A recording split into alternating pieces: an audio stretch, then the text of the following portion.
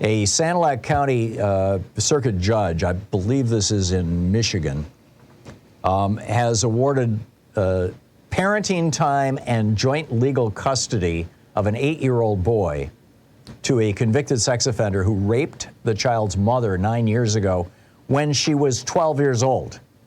He raped her, she gave birth to the boy at the age of 12, she was, and now 8 years later, he's sued for custody and won custody.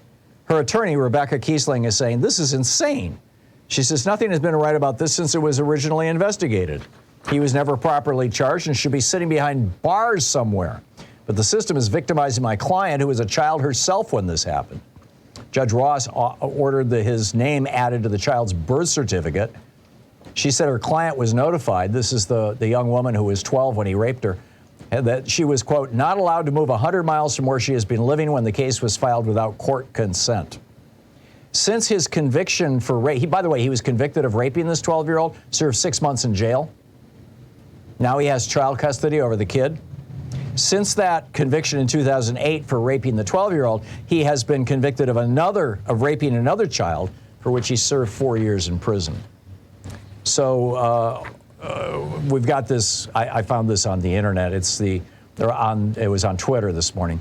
The Republican Party rape advisory chart. These are the various different kinds of rape according to Republican politicians.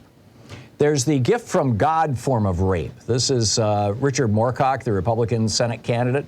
Right after he was endorsed by Mitt Romney, he said, quote, when life begins with that horrible situation of rape, that's something that God intended to happen. Then, of course, there is legitimate rape. Todd Aiken, if it's a legitimate rape, the female body has its ways of shutting that whole thing down. Then there's honest rape. This was Republican Congressman Ron Paul, and presidential candidate. If it's an honest rape, that individual should go immediately to the emergency room, and I'd give him a shot of estrogen.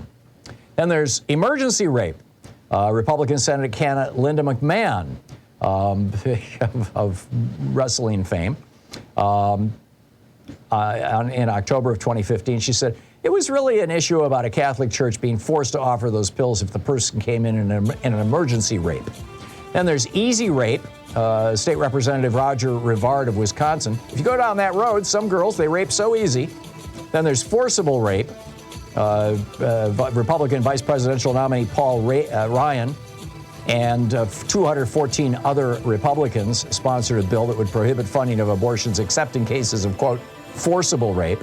And then, of course, there's enjoyable rape. Clayton Williams, Republican from Texas. You're listening to the Thom Hartmann Program. Call 202-808-9925. Who said famously, if it's inevitable, just relax and enjoy it.